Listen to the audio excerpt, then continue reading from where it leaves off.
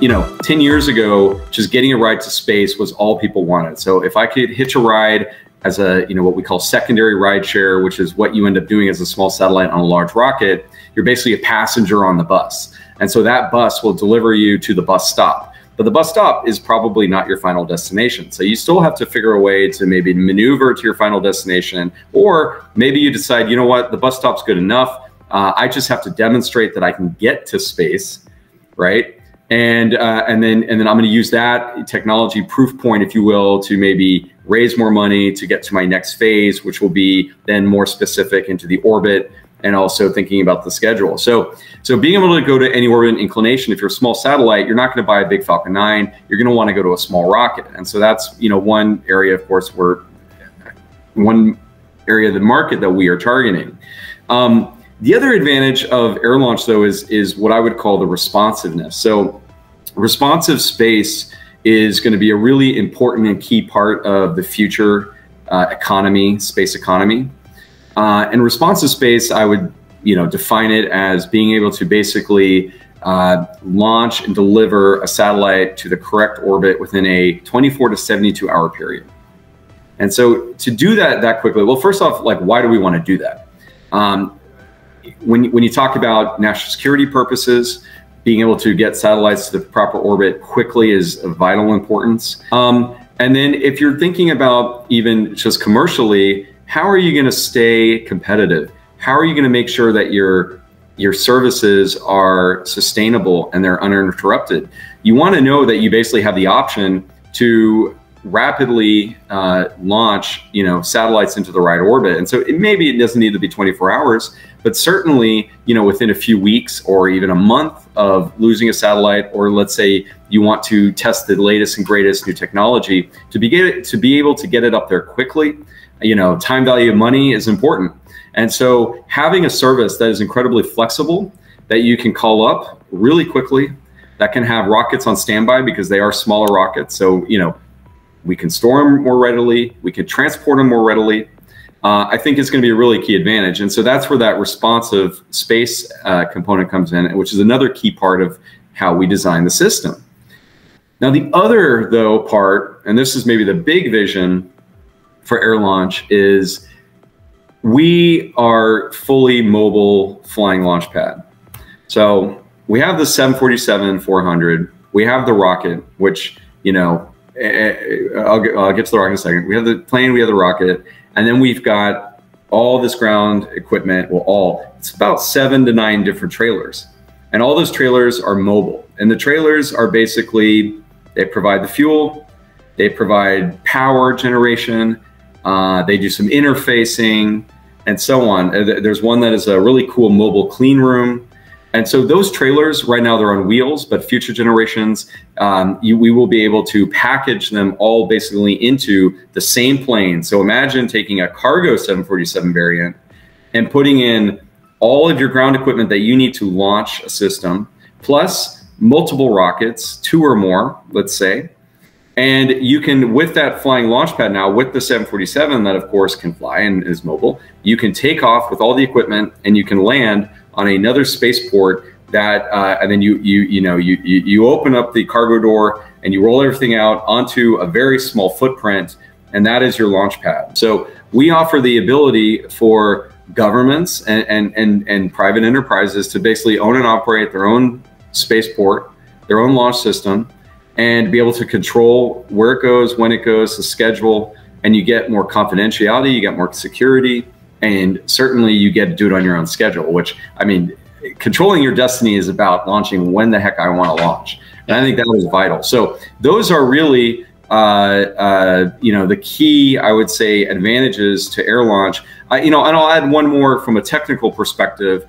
Just flying to, you know, between 30, 35,000 feet and dropping the rocket from there, we do get quite a bit of additional payload performance. As you mentioned, we had our mission was called Tubular Bells Part 1, which for those who don't know, that was named after the first Virgin record. So, you know, everybody has a different naming scheme. You know, ours is taking after some of the Virgin records out there.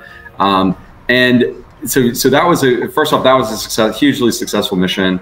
We launched the U.S. Space Force. We had the Royal Netherlands Dutch Air Force on there, and we also had a Polish commercial satellite company, and that was our second successful commercial launch. The first one was with NASA, and so I mean, it's really cool to see, you know, just in a few launches, the accuracy, the injection accuracy we can get, and how much, you know, success we can have with an air launch system, which, you know, for those out there, it's not as easy. It's probably not as easy as a ground launch vehicle. So, but once we get it going and we figure out the right formula, then, you know, it's gonna get rolling, and we're gonna do many more launches.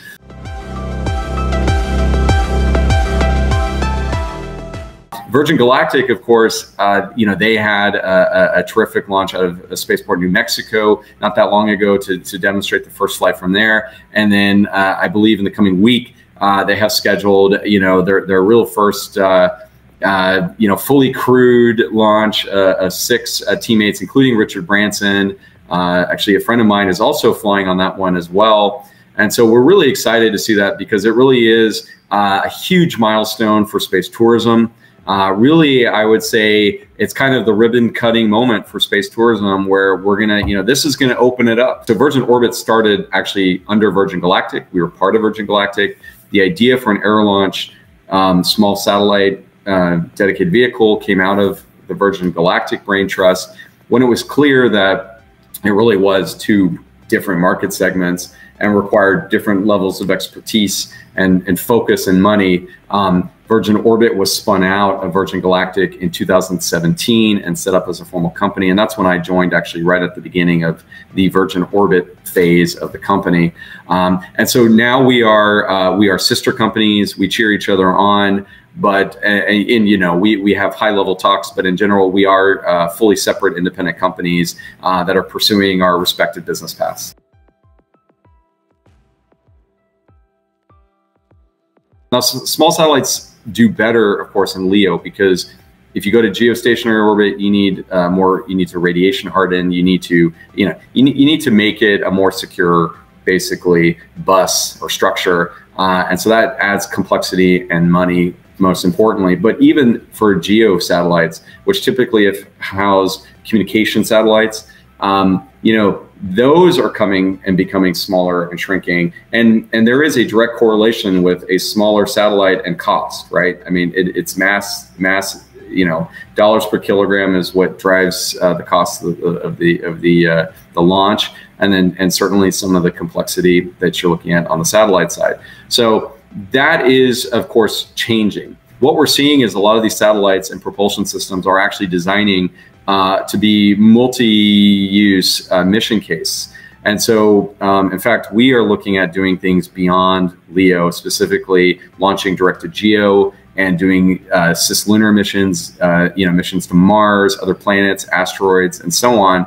And that is more and more possible now with small satellites and propulsion systems. So the core of the space ecosystem is in low Earth orbit, no doubt. And you will have, the business plan is pretty much as follows. Most companies will put up one, maybe a small cluster of satellites, probably as cheap as they can with launch and the satellite development. And they want to just test the market. Okay, does my instrument work? Here's the proof of concept. You know, we're even seeing that being accelerated more. I call it, you know, taking it from lab to orbit. Usually you're in the lab and then you're on the ground and then you're testing it to death. And it's like, no, let's just shoot it into space, like right away, practically, and skip some of the steps. I mean, that really helps also narrow down the time, you know, of getting your technology into space. So that's really cool. So we can kind of skip some steps now because the cost of launch is coming down. So there's that. And then that's what I call phase one, is like, let's just test it out and figure it out. And then you raise money, or that's oftentimes what happens, where you adjust the technology. And then your phase two for 80% of satellites is to put it as part of a constellation. And the constellation, of course, is getting, we define that as multiple satellites, you know, 5, 6 or more satellites, basically, where you get a fairly quick revisit time, right? Because, I mean, especially if you're in low Earth orbit and you're trying to cover, let's say, the United States or Europe, you're going to want a constellation of satellites because you don't get that persistent coverage. So to get the lower latency, the coverage and so forth, you know, you spread out with more satellites.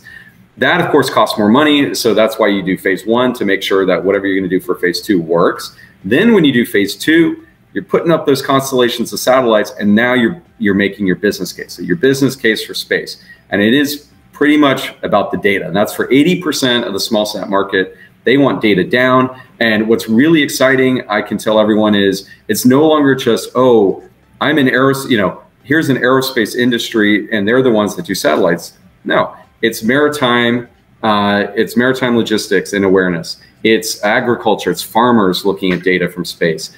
Obviously, national security. It's oil and gas and energy companies. It's ocean health.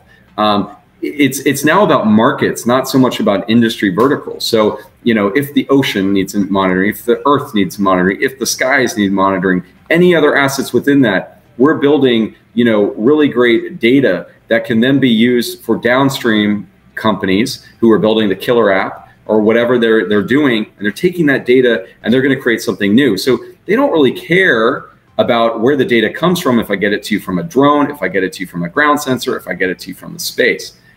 What people, at the end of the day, what most of the market's going to care about is that I get the data. And it just so happens space is a great way of providing a broader swath and getting that.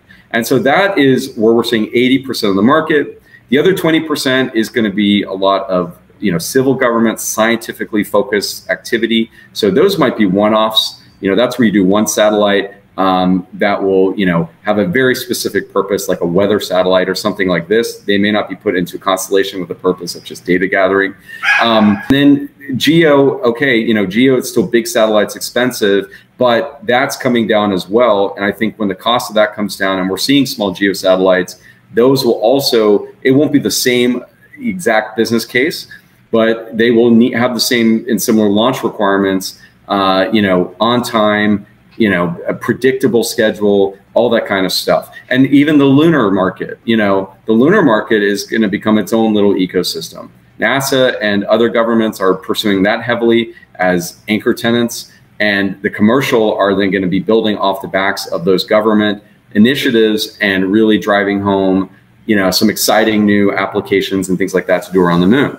But yeah, that's what's really exciting about this, is like, practically anyone can enter. Before, if you want to join NASA, oh, I have to be an astronaut or I have to be an engineer. And now it is really, you have a good business idea. I think there's way more parallels to the high tech industry than of today than there are of the NASA, the old NASA guard of yesterday. So sure. That's the new era that we're in. This service model, I think, is really going to be evolving and moving in that direction as well, which is going to be a big part of it. And then, technology, my gosh, there's going to be so many great new technologies. I mean, I do think orbital debris removal, active debris removal is going to be a big one. We don't really have a solution for that yet. That's going to be a must-have. I think, you're going to see more inter-satellite links, better encryption. So, there's now some quantum encryption kind of constellations that are being put up to help put another layer over the data. I did not come in a traditional route in that sense. I mean, I didn't have an engineering background. I mean, I have some engineering in my background, but I certainly didn't study. That wasn't my focus in school. I focused on actually international studies and in economics.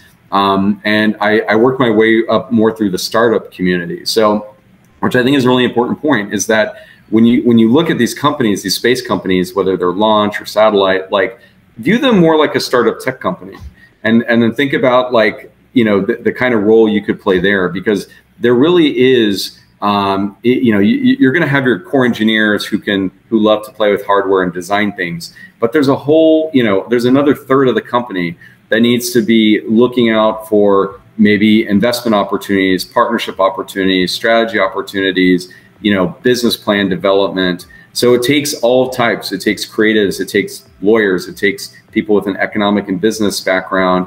We have people that came from LinkedIn and Facebook and Google on the top, the higher companies, and then startup companies that we've never heard of, who are making incredible contributions. So I think, I do think you have to have an entrepreneurial mind or at least, you know, expect that, at least expect to come across a bunch of entrepreneurs. And so know what that means, because it is, I think, a little different than if you are working at a, let's say, a larger company, more established company that has fixed rules. And to all the alumni out there looking for opportunities, you know, don't close your mind to something that because you think it's only hardware driven. The new space community is about new opportunities, new promises. It needs all types. So thank you very much.